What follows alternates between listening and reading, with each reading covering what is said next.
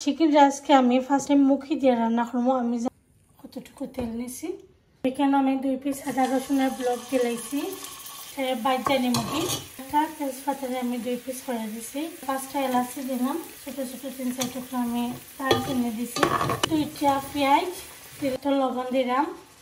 এখন আমি ঢাকনা দিয়ে ঢেকে রাখে দেবো, অল্প একটু পানি দিব এখানে। তো এখন আমি এলাচিগুলোরে তুলিয়ে নিব। হলুদের পাউডার দিলাম আমি 1 টিস্পুন, ধনিয়া পাউডার দিব আমি 2 টিস্পুন, পাউডার আমি দিলাম আমি 1 টিস্পুন, গোস্ত দিলাম আমি 1 টিস্পুন, মরিচের পাউডার দিলাম আমি 2 টিস্পুন। মশলাটা কষানোর লাগে আমি এখানে একটু পানি দিলাইছি। মশলার লগে মুখিটাও দইয়া দিলাইলাম, ভাজা হইব তো। এখন এটার মধ্যে জল দিলাইমো, আলুটুক আস্তে আস্তে দেখতে পারা। এখন আমি ধনিয়া পাতা দিলাইলাম।